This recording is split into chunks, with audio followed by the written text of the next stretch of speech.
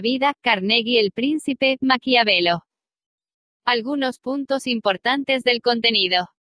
Primera parte. Técnicas fundamentales para tratar con el prójimo. Si quieres recoger miel, no de puntapiés a la colmena, el gran secreto para tratar con la gente. Segunda parte. 6 maneras de agradar a los demás. Haga esto y será bienvenido en todas partes, una manera sencilla de causar una buena impresión, fácil manera de convertirse en un buen conversador, como interesar a la gente. Tercera parte. Logre que los demás piensen como usted. No es posible ganar una discusión, un medio seguro de conquistar enemigos. Si se equivoca usted, admítalo. El secreto de Sócrates, cómo obtener cooperación, un llamado que gusta a todos. Cuarta parte. Sea un líder. Cómo criticar y no ser odiado por ello. Hable primero de sus propios errores. A nadie le gusta recibir órdenes. Permita que la otra persona salve su prestigio. Procure que la otra persona se sienta satisfecha de lo que usted quiere. Índice. 8 objetivos que este libro le ayudará a lograr. Prefacio a la edición revisada. ¿Cómo fue escrito este libro? ¿Y por qué? Por Dale Carnegie. 9 sugerencias sobre la manera de obtener un mayor beneficio de este libro. Primera parte. Técnicas fundamentales para tratar con el prójimo. 1. Si quieres recoger miel, no de puntapiés a la colmena. 2. El gran secreto para tratar con la gente. 3. Quien puede hacer esto tiene al mundo entero consigo, quien no puede, marcha solo por el camino. Segunda parte. 6 manera de agradar a los demás. 1. Haga esto y será bienvenido en todas partes. 2. Una manera sencilla de causar una buena primera impresión. 3. Si no hace usted esto, va a pasarlo mal. 4. Fácil manera de convertirse en un buen conversador. 5. Cómo interesar a la gente. 6. Cómo hacerse agradable ante las personas instantáneamente. Tercera parte. Logre que los demás piensen como usted. 1. No es posible ganar una discusión. 2. Un medio seguro de conquistar enemigos y cómo evitarlo. 3. Si se equivoca usted, admítalo. 4. Una gota de miel. 5. El secreto de Sócrates. 6. La válvula de seguridad para atender quejas. 7. Cómo obtener cooperación. 8. Una fórmula que resultará maravillosa. 9. Lo que todos quieren. 10. Un llamado que gusta a todos. 11. Así se hace en el cine y en la televisión. ¿Por qué no lo hace usted? 12. Cuando ninguna otra cosa le dé resultado, pruebe esto. Cuarta parte. Sea un líder, cómo cambiar a los demás si no FENDERLOS ni despertar resentimientos. 1. Si usted tiene que encontrar defectos, esta es la manera de empezar. 2. Cómo criticar y no ser odiado por ello. 3. Hable primero de sus propios errores. 4. A nadie le agrada recibir órdenes. 5. Permita que la otra persona salve su prestigio. 6. Cómo estimular a las personas hacia el elogio. 7. Cría fama y échate a dormir. 8. Haga que los errores parezcan fáciles de corregir. 9. Procure que la otra persona se sienta satisfecha de hacer lo que usted quiere. Un breve camino hacia la distinción, por Lowell Thomas. Cursos Dale Carnegie. Experiencias personales. Índice de materias. CONSIGNAMOS. Un agradecido reconocimiento al asesor editorial que trabajó en esta edición revisada, Arthur R. PLL, PhD. 8 objetivos que este libro le ayudará a lograr. 1. Salir de una rutina mental, concebir nuevas ideas, adquirir nuevas visiones, descubrir nuevas ambiciones. 2. Hacer amigos rápida y fácilmente.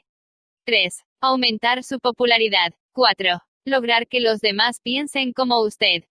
5. Aumentar su influencia, su prestigio, su habilidad de lograr que las tareas se realicen.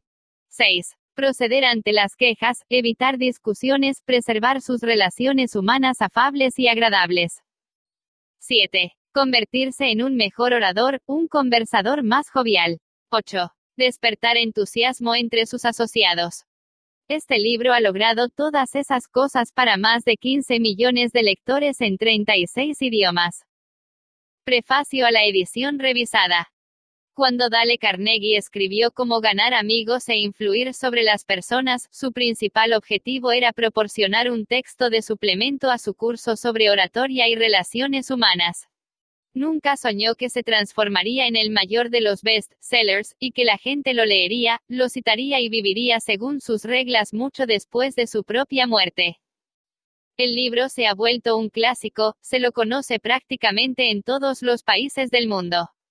Ha sido leído y releído por decenas de millones de lectores, incluyendo a hombres muy poderosos en el gobierno y los negocios, lo mismo que obreros y campesinos, estudiantes y maestros, literalmente, toda clase de gente.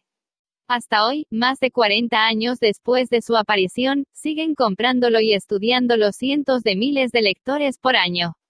Si el libro sigue siendo tan eficaz, ¿por qué revisarlo? ¿Por qué no dejarlo exactamente como apareció en su primera edición?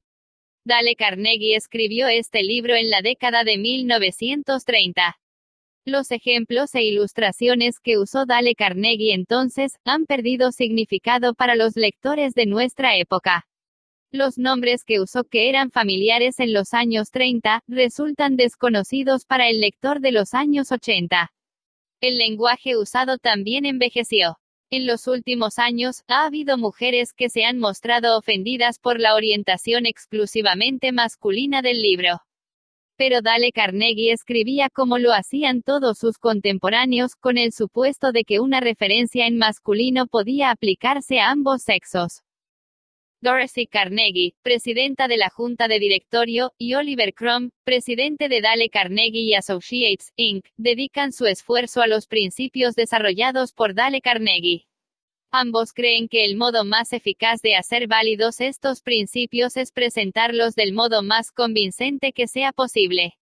Una de las técnicas usadas en el curso de Dale Carnegie para ayudar a los estudiantes a hacer valer sus convicciones en una discusión, es la fórmula mágica. La clave de esta técnica es que las pruebas pertinentes y al caso son el ingrediente principal de una argumentación.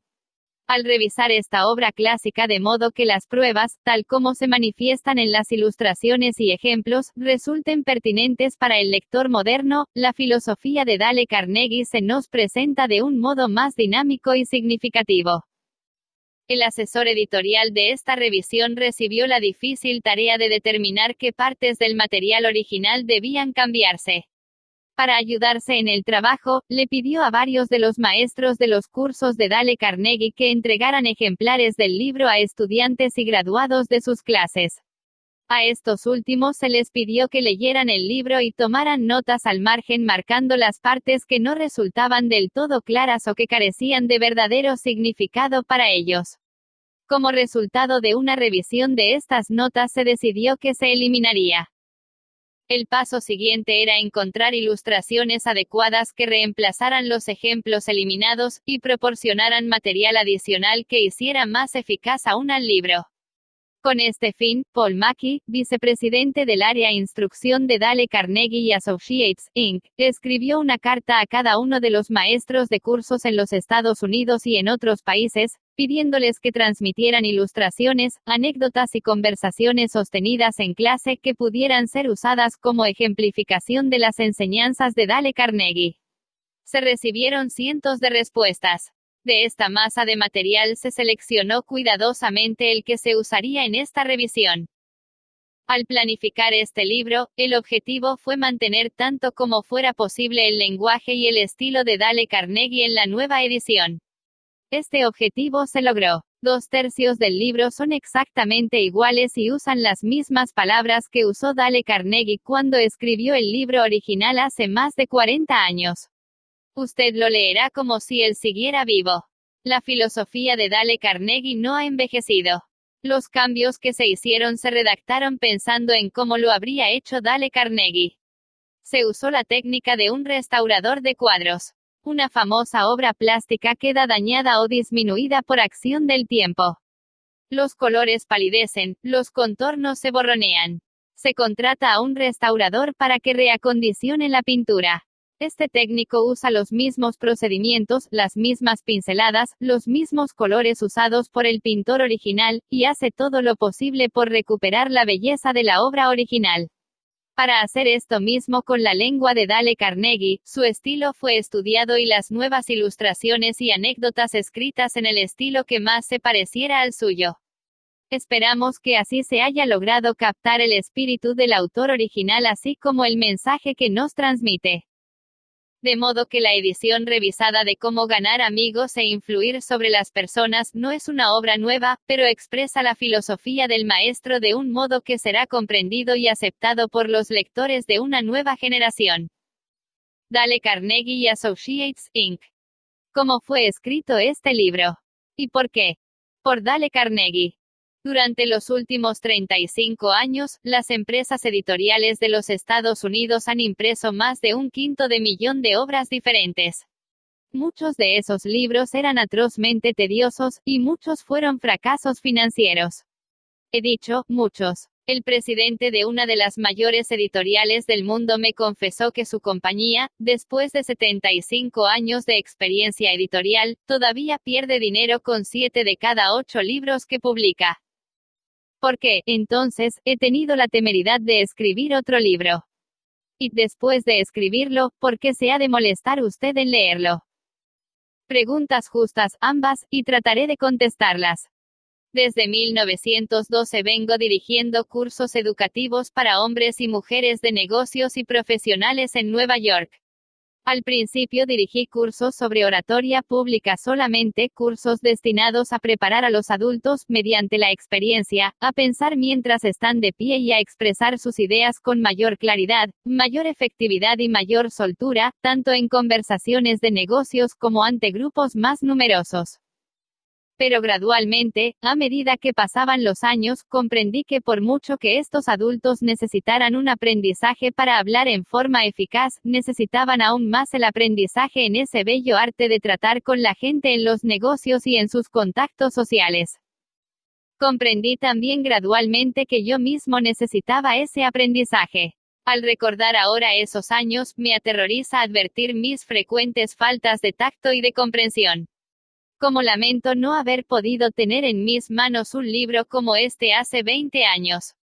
Qué don inapreciable habría sido.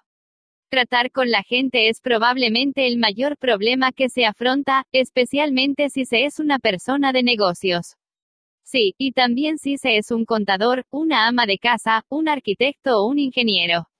La investigación y el estudio realizado hace pocos años bajo los auspicios de la Fundación Carnegie revelaron un hecho muy importante y significativo, un hecho confirmado más tarde por los estudios adicionales efectuados en el Instituto Carnegie de Tecnología. Estas investigaciones demostraron que aun en los ramos tan técnicos como la ingeniería, alrededor del 15% del éxito financiero de cada uno se debe al conocimiento técnico, y alrededor del 85% se debe a la habilidad en la tecnología humana, la personalidad y la capacidad para tratar con la gente. Durante muchos años dirigí cursos en el Círculo de Ingenieros de Filadelfia y también en la rama de Nueva York del Instituto Norteamericano de Ingenieros Electricistas. Por mis clases han pasado probablemente más de 1.500 ingenieros. Fueron a ellas porque comprendieron finalmente, al cabo de años de observación y experiencia, que frecuentemente el personal mejor pagado en el ramo de la ingeniería no es el que conoce más ingeniería. Por ejemplo, se puede contar con los servicios simplemente técnicos de ingenieros, contadores, arquitectos o cualquier otro profesional, por un salario fijo. Pero el hombre que dispone de conocimientos técnicos más la habilidad de expresar sus ideas, para asumir la dirección, y para despertar entusiasmo entre los demás, esa persona tiene posibilidades de aumentar indefinidamente sus ingresos. En la plenitud de su actividad, John D. Rockefeller dijo que la habilidad para tratar con la gente es un artículo que se puede comprar, como el azúcar o el café. Y pagaré más por esa capacidad, agregó, que por cualquier otra. No se debe suponer, pues, que todos los colegios del país deberían tener cursos para desarrollar la habilidad más preciada entre todas.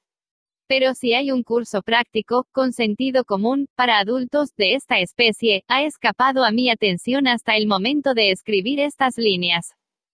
La Universidad de Chicago y las Escuelas Unidas de la Asociación Cristiana de Jóvenes realizaron un estudio para determinar qué quieren aprender en realidad los adultos. Ese estudio costó $25.000 y duró 2 años. La última parte de la indagación se realizó en Meriden, Connecticut. Era una típica población norteamericana. Se entrevistó a todos los adultos de Meriden y se les pidió que respondieran a 156 preguntas, tales como: ¿cuál es su ocupación o profesión? ¿Cuál es su educación? ¿Cómo pasa sus ratos desocupados? ¿Qué ingresos tiene? ¿Qué pasatiempo? ¿Qué ambiciones? ¿Qué problemas? ¿Qué temas le interesará estudiar? Y otras más por el estilo. Esa investigación reveló que la salud es lo que más interesa a los adultos, y que en segundo lugar les interesa a la gente, cómo comprender y llevarse bien con el prójimo, cómo hacer que los demás gusten de uno, y cómo hacer que los demás adopten el modo de pensar de uno. La comisión que realizaba esta indagación resolvió organizar un curso para adultos en Meriden. Buscó diligentemente un texto práctico sobre el tema, pero no encontró ninguno. Finalmente, los miembros de la comisión buscaron a una de las personas más autorizadas del mundo en el terreno de la educación para adultos, y le preguntaron si conocía algún libro que atendiera las necesidades de ese grupo de adultos de Meriden. No, respondió. Yo sé lo que necesitan esos adultos. Pero el libro que les hace falta no ha sido escrito todavía. Yo sabía por experiencia propia que esa afirmación era exacta, porque durante años había buscado inútilmente un manual práctico y aplicable sobre las relaciones humanas. Como no existía ese libro, traté de escribir uno para utilizarlo en mis cursos. Y aquí está. Espero que a usted le agrade.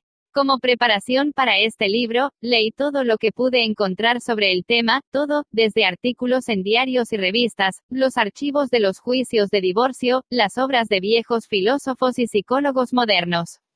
Además, contraté a un investigador especializado para que se pasara 1 año y medio en diversas bibliotecas leyendo todo lo que yo había pasado por alto, estudiando eruditos volúmenes de psicología, hojeando centenares de artículos periodísticos, revisando incontables biografías, para tratar de establecer cómo los grandes hombres de todas las edades habían tratado con la gente. Leímos las biografías de todos los grandes personajes habidos en el mundo. Leímos la vida de todos los grandes, desde Julio César hasta Thomas Edison. Recuerdo que leímos más de 100 biografías de Theodore Roosevelt solamente. Estábamos decididos a no economizar tiempo ni gastos para descubrir todas las ideas prácticas usadas jamás por los hombres de todas las épocas a fin de ganar amigos e influir sobre la gente. Yo entrevisté personalmente a veintenas de personas que han triunfado en la vida, algunas de ellas famosas en el mundo, inventores como Marconi y Edison, líderes políticos como Franklin D. Roosevelt y James Farley, hombres de empresa como Owen D. John, estrellas de cine como Clark Gable y Mary Pickford, y exploradores como Martin Johnson, y traté de descubrir la técnica empleada por ellos en las relaciones humanas. Con todo este material preparé una breve charla. La titulé Cómo ganar amigos e influir sobre la gente. He dicho, breve. Lo era en un principio, pero ha ido en aumento hasta convertirse en una conferencia que consume 1 hora y 30 minutos. Durante muchos años di esta conferencia ante los adultos reunidos en cada clase de los cursos del Instituto Carnegie en Nueva York. Siempre he hecho lo mismo. He pronunciado la conferencia y recomendado a los alumnos que hicieran la prueba de esos consejos en sus contactos comerciales y sociales, para volver luego a la clase a hablar de sus experiencias y de los resultados conseguidos. ¡Qué tarea interesante! Estos hombres y estas mujeres, ansiosos por mejorar, se veían fascinados por la idea de trabajar en una nueva especie de laboratorio, el primero y el único laboratorio de relaciones humanas para adultos que ha existido jamás. Este libro no fue escrito como se escribe en todos los libros. Creció tal como crece un niño. Creció y se desarrolló en ese laboratorio, gracias a las experiencias de miles de adultos. Hace años comenzamos con una serie de reglas impresas en una tarjeta no mayor que una tarjeta postal. A la temporada siguiente imprimimos una tarjeta más grande, después un folleto, después una serie de folletos, cada uno en crecimiento a su vez, en tamaño y en alcance. Al cabo de 15 años de experimentos e investigaciones, tuvimos este libro. Las reglas que hemos fijado en él no son simples teorías o conjeturas. Rinden resultados mágicos. Por increíble que parezca, he visto cómo la aplicación de estos principios revolucionaba literalmente la vida de muchas personas. Un ejemplo, un hombre con 314 empleados se inscribió en uno de estos cursos. Durante muchos años había mandado y criticado y censurado a sus empleados, sin trabas ni discreción. La bondad, las palabras de aprecio y de aliento eran ajenas a sus labios. Después de estudiar los principios en que se basa este libro, tal patrón alteró profundamente su filosofía de la vida. Su organización se ve inspirada ahora por una nueva lealtad, un nuevo entusiasmo, un nuevo espíritu de trabajo común. 314 enemigos se han convertido en 314 amigos. Ya lo dijo él orgullosamente, en un discurso que pronunció ante la clase. Antes, cuando caminaba por mi establecimiento, nadie me saludaba. Mis empleados miraban para otro lado al ver que me acercaba. Pero ahora todos son amigos míos, y hasta el portero me llama por el nombre de pila. Este patrón tiene ahora mayores beneficios materiales, mayor descanso y, lo que es infinitamente más importante, encuentra mucha mayor felicidad en su negocio y en su hogar. Innumerables vendedores han visto aumentar considerablemente sus ventas mediante el uso de estos principios. Muchos han conseguido clientes nuevos, clientes que habían buscado en vano con anterioridad. Hay directores de empresas que vieron aumentar su autoridad y su sueldo. Uno de ellos nos informó que había conseguido un importante aumento de sueldo, debido sobre todo a la aplicación de estas verdades. Otro alto empleado de la Philadelphia Gas Works Company iba a ser rebajado de categoría por su beligerancia, por su incapacidad para conducir hábilmente a los empleados. El aprendizaje que realizó no solamente lo salvó del descenso a los 65 años de edad, sino que le produjo un ascenso, con mayor sueldo. En muchas ocasiones, en los banquetes servidos al terminar cada curso, me han dicho los cónyuges que sus hogares son mucho más felices desde que sus maridos o mujeres iniciaron este entrenamiento. Con frecuencia se asombran los participantes por los resultados que consiguen. Parece cosa de magia. En algunos casos, llenos de entusiasmo, me han hablado a casa un domingo, porque no podían esperar 2 días para informarme de sus realizaciones en la clase regular del curso. Un hombre quedó tan impresionado por una charla sobre estos principios, que se quedó comentándolos con otros miembros de su clase hasta altas horas de la noche. A las 3 de la mañana, los otros se fueron a sus casas. Pero él estaba tan conmovido por la comprensión de sus errores, tan inspirado por la visión de un mundo nuevo y más rico que se abría ante él, que no pudo dormir. No durmió esa noche, ni al día siguiente ni la otra noche. ¿Quién era? Un individuo ingenuo, sin educación, dispuesto a estallar de entusiasmo ante cada nueva teoría que se le presentara. No, lejos de ello. Era un comerciante refinado, un hombre culto, moderno, que circula por los mejores ambientes de la ciudad, que habla corrientemente 3 idiomas y tiene diplomas de 2 universidades europeas. Mientras escribo este capítulo me llega una carta de un alemán de la vieja escuela, un aristócrata cuyos antepasados sirvieron durante generaciones como oficiales del ejército a las órdenes de los Hohenzollern. Su carta, escrita desde un transatlántico, me habla casi con fervor religioso de la aplicación de estos principios en su caso. Otro hombre, nacido en Nueva York, graduado en Harvard, acaudalado, dueño de una gran fábrica de alfombras, me declaraba que ha aprendido más en 14 semanas, gracias a este sistema de enseñanza del arte de influir sobre la gente, que lo que pudo aprender sobre el mismo tema en sus 4 años de universidad. Absurdo. Irrisorio. Fantástico. Es claro que el lector está autorizado para rechazar esa afirmación con el adjetivo que desee. Yo solo repito, sin comentarios, una declaración hecha por un graduado de Harvard, conservador y eminentemente próspero, en un discurso público pronunciado ante aproximadamente 600 hombres, en el Yale Club de Nueva York, el 23 de febrero de 1933. En comparación con lo que deberíamos ser, decía el famoso profesor William James, de la Universidad de Harvard, solo estamos despiertos a medias. Solo empleamos una pequeña parte de nuestros recursos físicos y mentales. En términos generales, el individuo vive así muy dentro de sus límites, posee cualidades de diversas especies que habitualmente no usa. Esas cualidades que habitualmente no se usan. El único propósito de este libro es ayudar al lector a que descubra, desarrolle y aproveche esos poderes latentes que no emplea. La educación, decía el Dr. John G. Even, expresidente de la Universidad de Princeton, es la capacidad para afrontar las situaciones que plantea la vida. Si para cuando el lector haya terminado de leer los 3 primeros capítulos de este libro no se encuentra algo mejor equipado para afrontar las situaciones que plantea la vida, consideraré que este libro es un fracaso completo, por cuanto atañe al lector. Porque, el gran objetivo de la educación, dijo Herbert Spencer, no es el conocimiento, sino la acción. Y este es un libro de acción. Dale Carnegie 1936. 9 sugerencias sobre la manera de obtener un mayor beneficio de este libro. 1. Si quiere usted obtener el mayor beneficio de este libro, hay un requerimiento indispensable, un principio esencial mucho más importante que todas las reglas técnicas. A menos que satisfaga usted este requisito fundamental, de poco le servirán muchas reglas sobre la forma de estudiar. Y si tiene ese don cardinal, podrá lograr resultados maravillosos sin leer siquiera las indicaciones que hago. ¿Cuál es este requisito mágico? Nada más que esto, un profundo, impulsivo deseo de aprender, una vigorosa decisión de aumentar su capacidad para tratar con la gente. ¿Cómo se puede lograr ese impulso? Recordando constantemente cuán importantes son estos principios.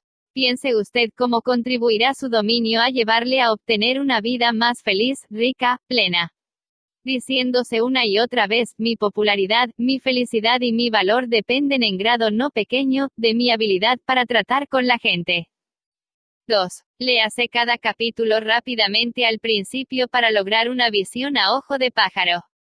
Es probable que después se sienta tentado a correr al capítulo siguiente.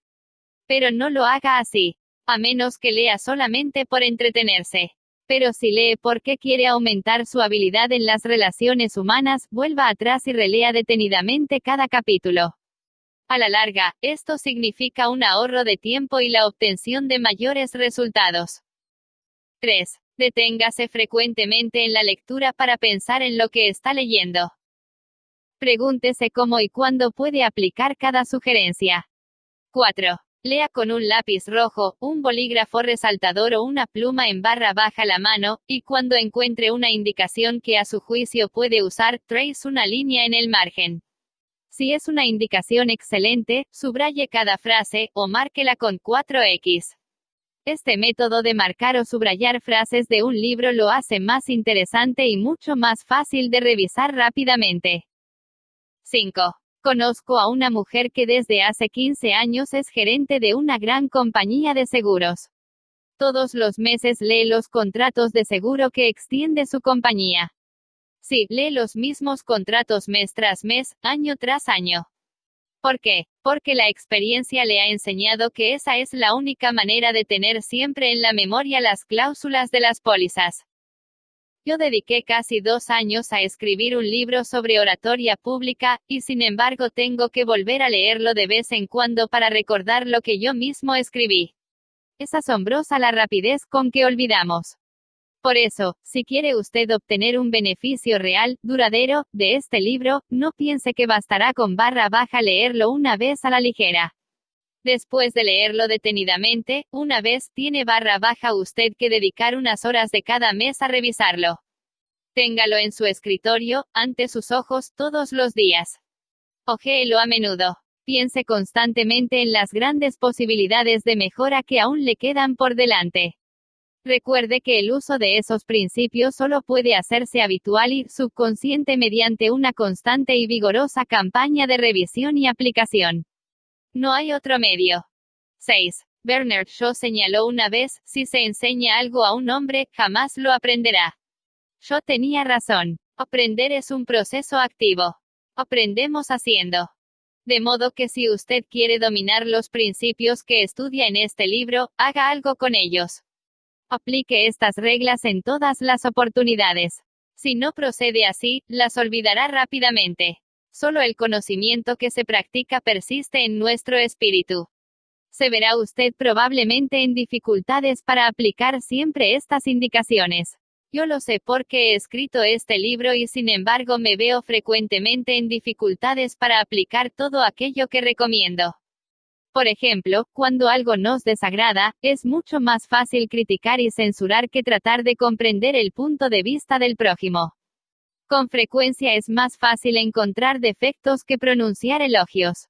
Es más natural hablar acerca de lo que uno quiere que de lo que quieren los demás. Y todo es así, de modo que, al leer este libro, recuerde siempre que no trata usted solamente de adquirir información. Intenta formar nuevos hábitos. Sí, intenta usted emprender una nueva forma de vivir. Esto requiere tiempo y constancia y la diaria aplicación de estos principios.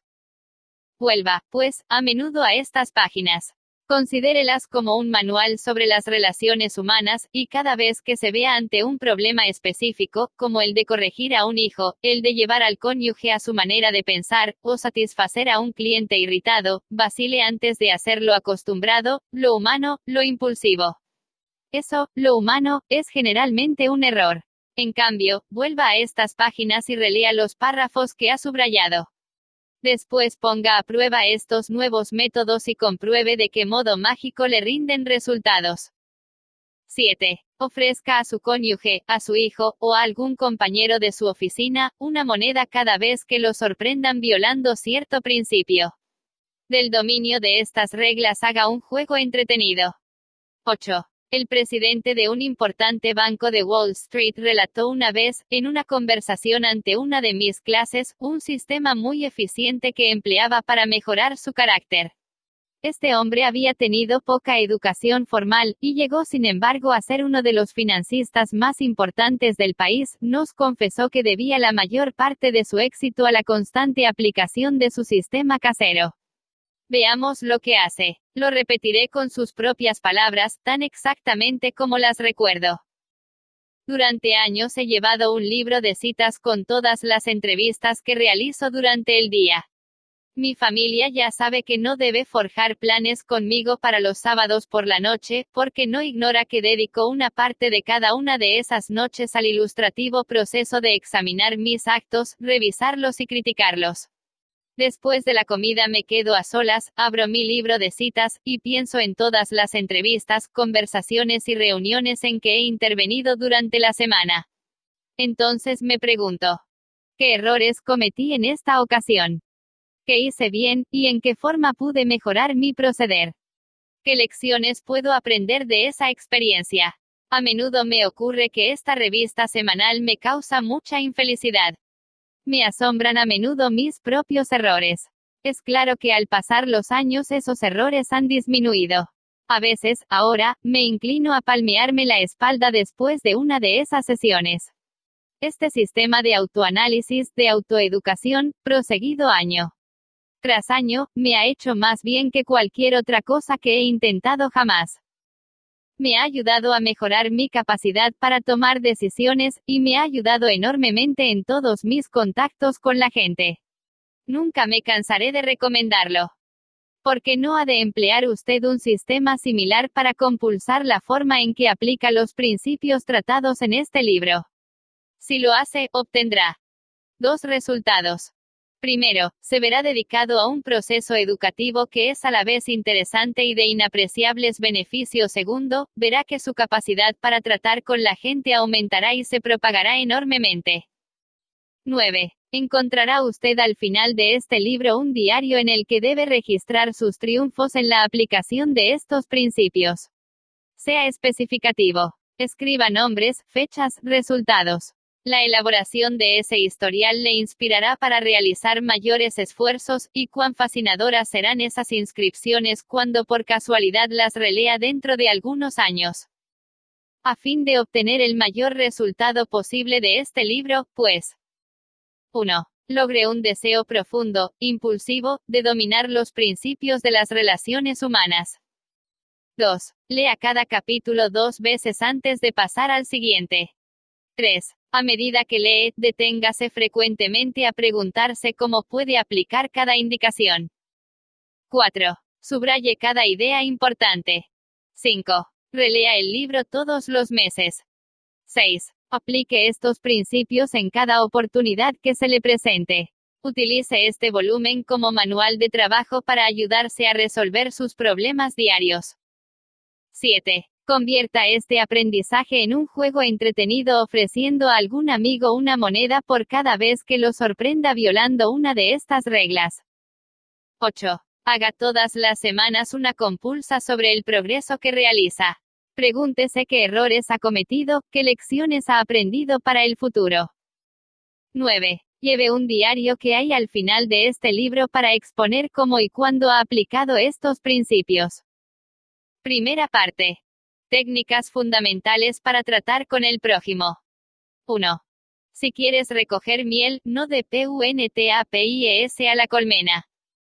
El 7 de mayo de 1937 la ciudad de Nueva York presenció la más sensacional caza de un hombre jamás conocida en esta metrópoli.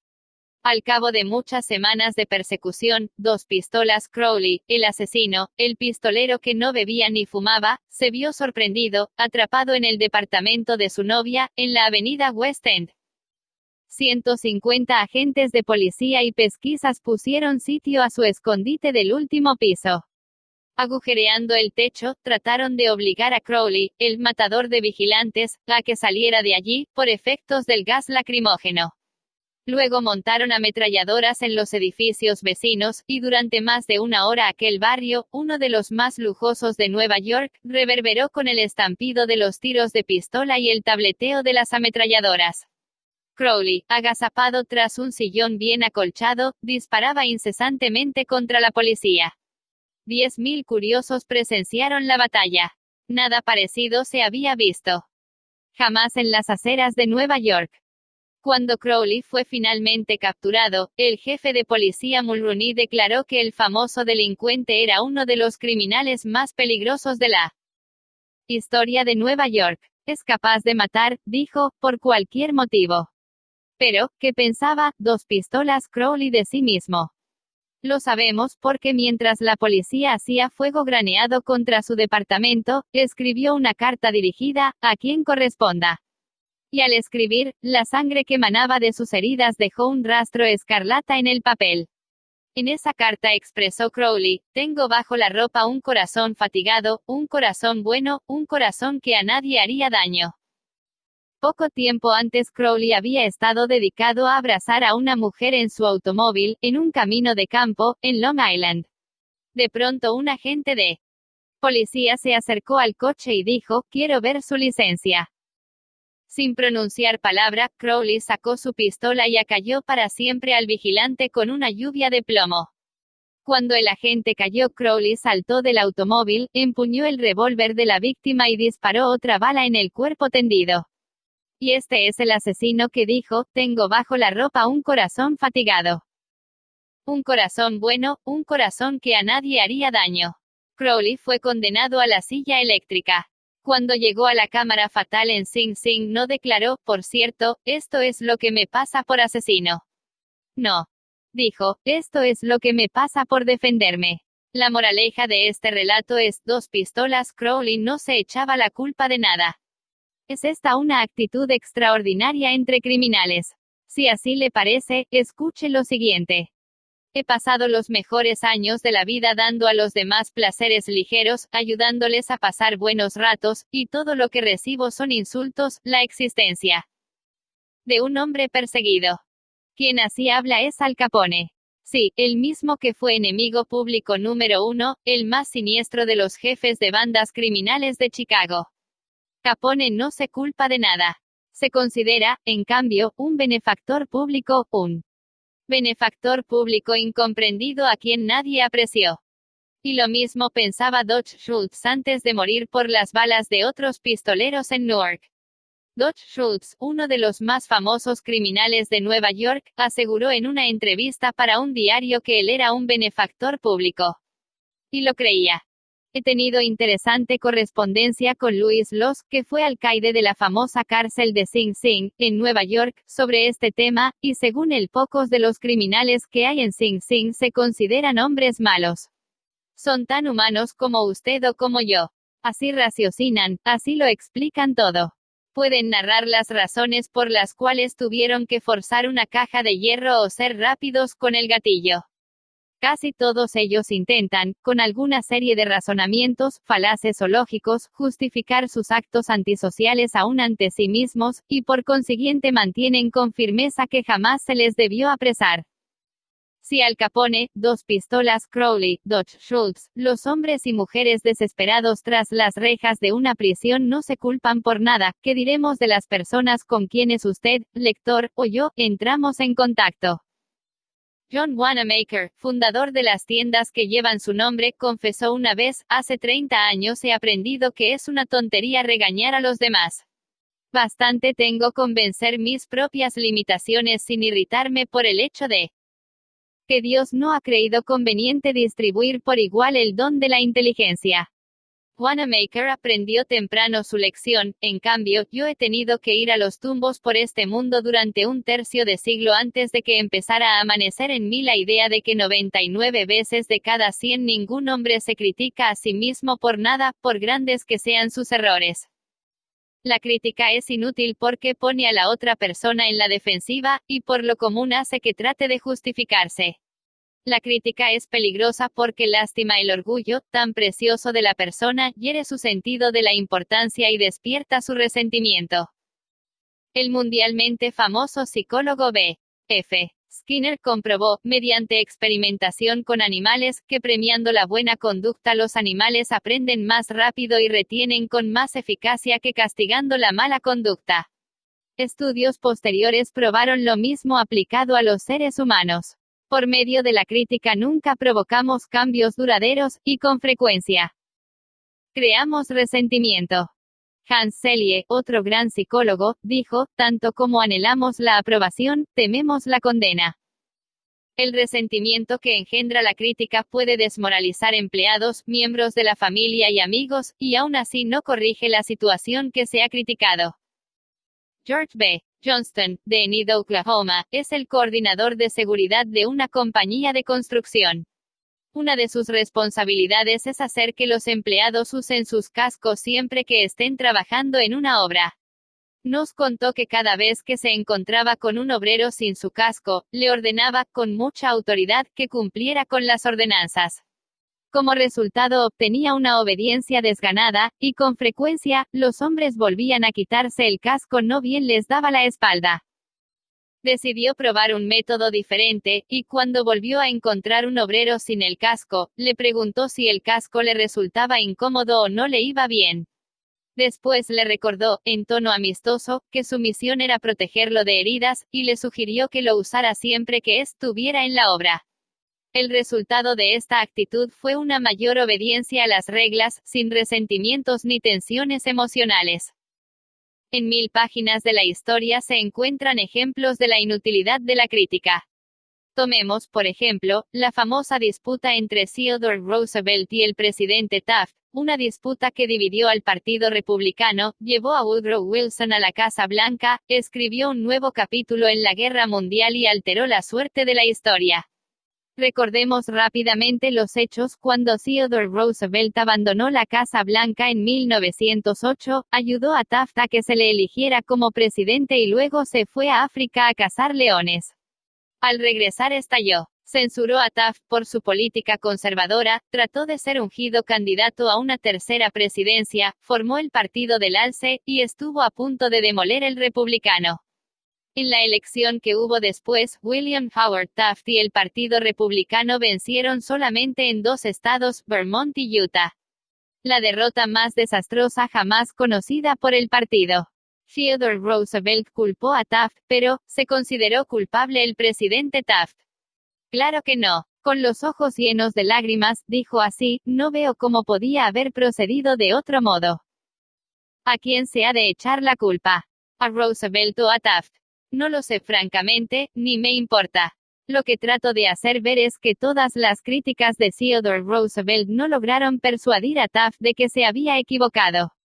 Solo consiguieron que Taft tratara de justificarse y que reiterase con lágrimas en los ojos, no veo cómo podía haber procedido de otro modo. O tomemos el ejemplo del escándalo del Teapot Dome Oil. Fue un asunto que hizo clamar de indignación a los diarios del país durante los primeros años de la década de 1920. Conmovió a la nación entera. Nada parecido había sucedido jamás en la vida pública norteamericana, al menos en la memoria contemporánea. Señalemos los hechos desnudos. Albert Fall, secretario del Interior en el gabinete del presidente Harding, tenía a su cargo ceder en arriendo las reservas petroleras del gobierno en Elk Hill y Teapot Dome, unas reservas que se habían dejado aparte para su empleo futuro por la Armada. El secretario Fall no efectuó una licitación, no, señor. Entregó directamente el contrato, un negocio redondo, jugoso, a su amigo Edward L.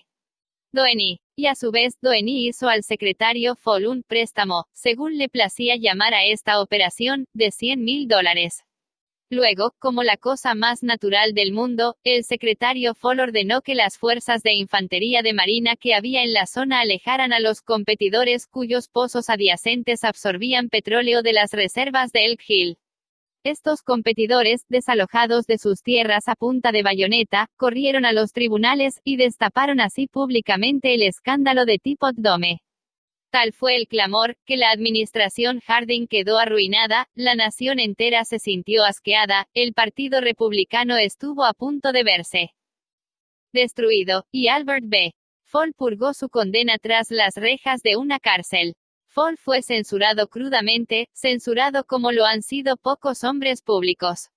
Se arrepintió. Jamás. Años más tarde, Herbert Hoover dio a entender en un discurso público que la muerte del presidente Harding se había debido a la preocupación mental que sentía por la traición de un amigo. Cuando la señora Fall oyó esto, saltó de su silla, lloró, mostró los puños a su destino y gritó que Harding traicionado por Fall. No, mi marido jamás traicionó a nadie. Todo el oro del mundo no alcanzaría a tentar a mi esposo a cometer un delito. Él fue el traicionado, a él fue a quien crucificaron. Ahí está, la naturaleza humana en acción, el malefactor que culpa a todos menos a sí mismo. Todos somos iguales. De modo que cuando usted o yo nos veamos inclinados, un día cualquiera, a criticar a alguien, recordemos a Al Capone, a Dos Pistolas Crowley y a Albert Fall. Comprendamos que las críticas son como palomas mensajeras. Siempre vuelven al nido. Comprendamos que la persona a quien queremos corregir y censurar tratará de justificarse probablemente, de censurarnos a su vez, o como el amable Taft, de decir, no veo cómo podía haber procedido de otro modo. En la mañana del sábado 15 de abril de 1865, Abraham Lincoln yacía moribundo en el dormitorio de una pobre casa de hospedaje frente al Teatro Ford, donde Booth había atentado contra él. El largo cuerpo de Lincoln estaba tendido en diagonal a través de una vieja cama que era demasiado corta para él.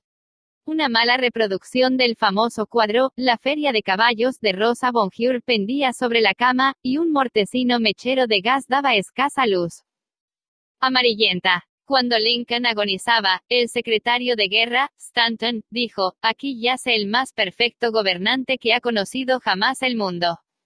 ¿Cuál era el secreto de los triunfos de Lincoln en su trato con los hombres? Yo he estudiado durante 10 años la vida de Abraham Lincoln, y dediqué 3 años enteros a escribir y repasar un libro titulado, Lincoln el Desconocido. Creo haber hecho un estudio tan detallado y minucioso de la personalidad y la vida privada de Lincoln, como es posible que haga un ser humano. Realicé un estudio especial del método de Lincoln para tratar con sus semejantes.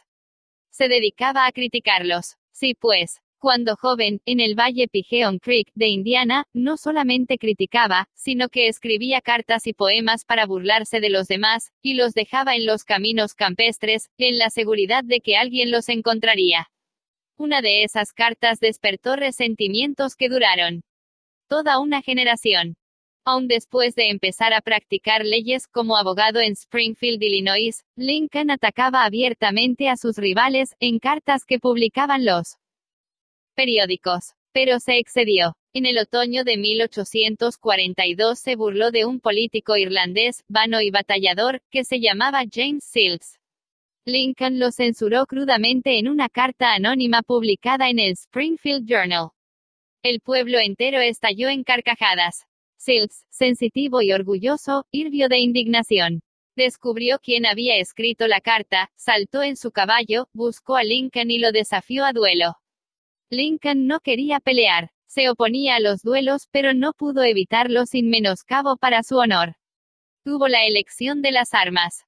Como tenía brazos muy largos, escogió sables de caballería, tomó lecciones de esgrima de un militar de West Point y, el día señalado, él y Sills se encontraron en un banco de arena del Mississippi, dispuestos a luchar hasta la muerte.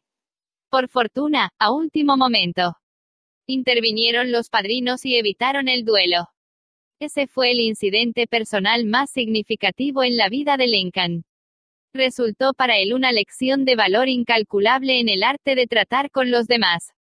Nunca volvió a escribir una carta insultante. Nunca volvió a burlarse del prójimo. Y desde entonces, casi nunca criticó a los demás.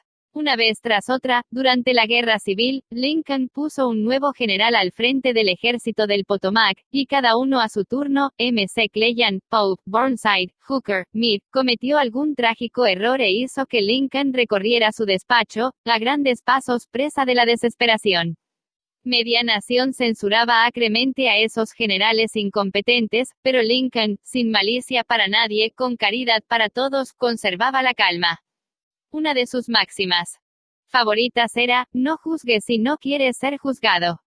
Y cuando la señora de Lincoln y otras personas hablaban duramente de la gente del sur de los Estados Unidos, Lincoln respondía, no los censuréis, son tal como seríamos nosotros en circunstancias similares. Pero si un hombre ha tenido alguna vez la ocasión de criticar, ese hombre ha sido Lincoln, a buen seguro. Tomemos un ejemplo, la batalla de Gettysburg se libró en los primeros 3 días de julio de 1863. En la noche del 4 de julio, Lee comenzó su retirada hacia el sur, en tanto que una gran tormenta inundaba de lluvia la tierra. Cuando Lee llegó al Potomac con su ejército en derrota, encontró un río hinchado, embravecido, imposible de pasar, ante sus tropas, y un ejército unionista victorioso tras ellas. Lee estaba como en una trampa. No podía escapar. Lincoln lo advirtió. Ahí se presentaba la oportunidad como enviada por el cielo, la oportunidad de copar el ejército de Lee y poner término inmediato a la guerra. Así, pues, con un hálito de gran esperanza, Lincoln ordenó a Meade que no convocara un consejo de guerra, que atacara inmediatamente a Lee. Lincoln telegrafió estas órdenes y envió un mensajero especial a Meade para instarlo a la acción instantánea. ¿Qué hizo el general Meade? Exactamente lo contrario de lo que se le decía. Convocó un consejo de guerra, en directa violación de las órdenes de Lincoln. Vaciló, esperó, telegrafió todas sus excusas, se negó rotundamente a atacar a Lee.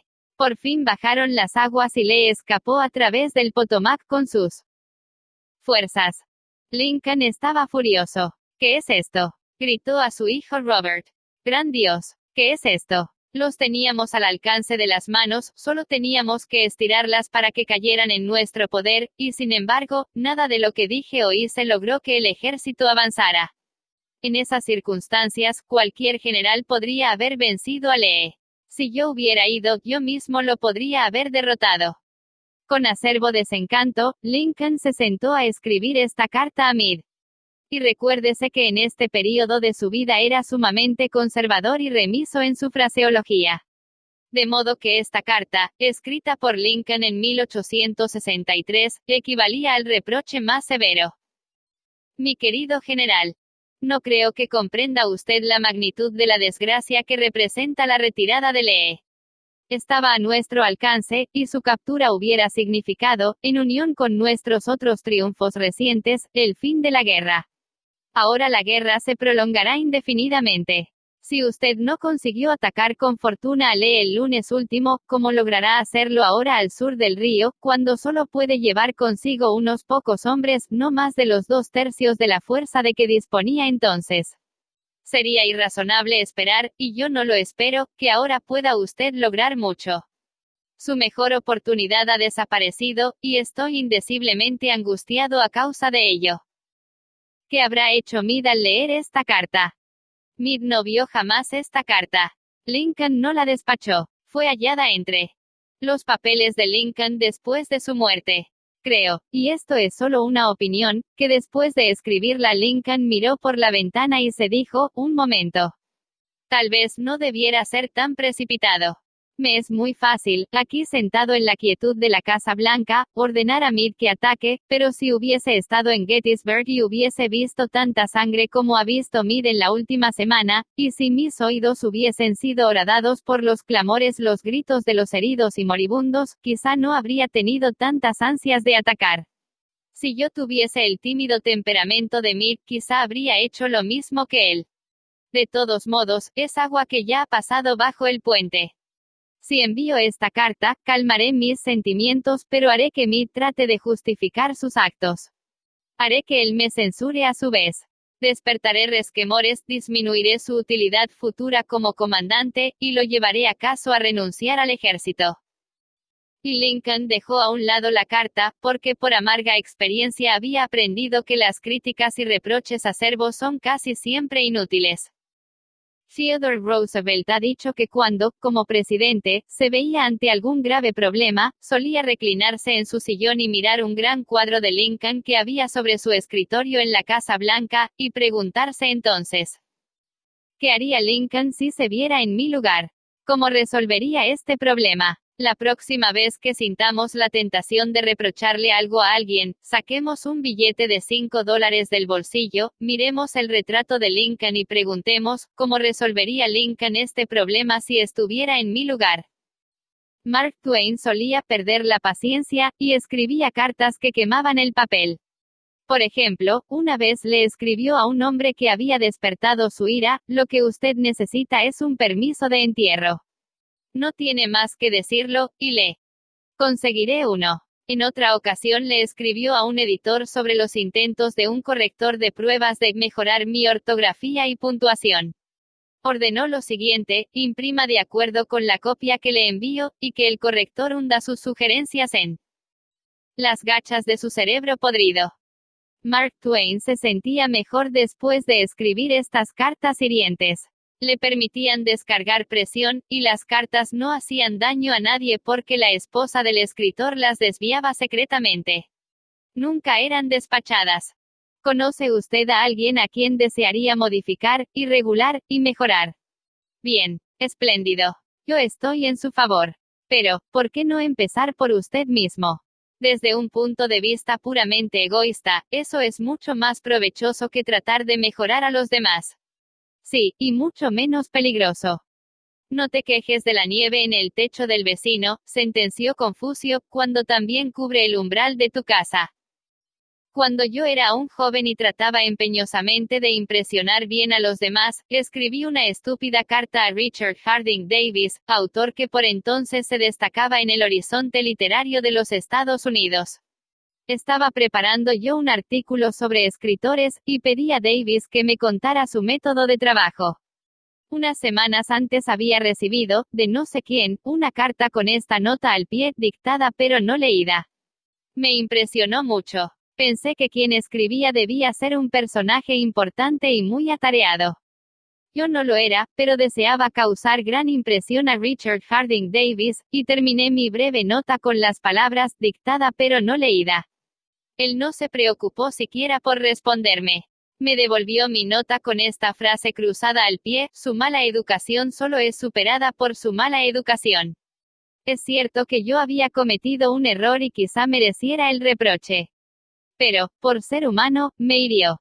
Me hirió tanto que 10 años más tarde, cuando leí la noticia de la muerte de Richard Harding Davis, la única idea que persistía en mi ánimo, me avergüenza admitirlo, era el reproche que me había hecho. Si usted o yo queremos despertar mañana un resentimiento que puede perdurar décadas y seguir ardiendo hasta la muerte, no tenemos más que hacer alguna crítica punzante. Con eso basta, por seguros que estemos de que la crítica sea justificada. Cuando tratamos con la gente debemos recordar que no tratamos con criaturas lógicas. Tratamos con criaturas emotivas, criaturas erizadas de prejuicios e impulsadas por el orgullo y la vanidad. Las críticas acerbas hicieron que el sensitivo Thomas Hardy, uno de los más notables novelistas que han enriquecido la literatura inglesa, dejara de escribir novelas para siempre. Las críticas llevaron a Thomas Chatterton, el poeta inglés, al suicidio. Benjamin Franklin, carente de tacto en su juventud, llegó a ser tan diplomático, tan diestro para tratar con la gente, que se lo nombró embajador norteamericano en Francia. El secreto de su éxito: no hablaré mal de hombre alguno, dijo, y de todos diré todo lo bueno que sepa. Cualquier tonto puede criticar, censurar y quejarse, y casi todos los tontos lo hacen. Pero se necesita carácter y dominio de sí mismo para ser comprensivo y capaz de perdonar. Un gran hombre, aseguró Carlyle, demuestra su grandeza por la forma en que trata a los pequeños. Bob Hoover, famoso piloto de pruebas y actor frecuente en espectáculos de aviación, volvía una vez a su casa en Los Ángeles de uno de estos espectáculos que se había realizado en San Diego. Tal como se describió el accidente en la revista Operaciones de vuelo, a 100 metros de altura los dos motores se apagaron súbitamente. Gracias a su habilidad, Hoover logró aterrizar, pero el avión quedó seriamente dañado, pese a que ninguno de sus ocupantes resultó herido. Lo primero que hizo Hoover después del aterrizaje de emergencia fue inspeccionar el tanque de combustible. Tal como lo sospechaba, el viejo avión a hélice, reliquia de la Segunda Guerra Mundial, había sido cargado con combustible de jet, en lugar de la gasolina común que consumía. Al volver al aeropuerto, pidió ver al mecánico que se había ocupado del avión. El joven estaba aterrorizado por su error. Le corrían las lágrimas por las mejillas al ver acercarse a Hoover. Su equivocación había provocado la pérdida de un avión muy costoso, y podría haber causado la pérdida de 3 vidas. Es fácil imaginar la ira de Hoover. Es posible suponer la tormenta verbal que podía provocar semejante descuido en este preciso y soberbio piloto. Pero Hoover no le reprochó nada, ni siquiera lo criticó. En lugar de eso, puso su brazo sobre los hombros del muchacho y le dijo, para demostrarle que estoy seguro de que nunca volverá a hacerlo, quiero que mañana se ocupe de mi F-51. Con frecuencia los padres se sienten tentados de criticar a sus hijos. Quizás el lector espera que yo le diga, no lo haga. Pero no lo haré. Solo voy a decirle que antes de criticarlos lea uno de los clásicos del periodismo norteamericano, Papá Olvida. Apareció por primera vez como editorial en el diario People's Home Journal.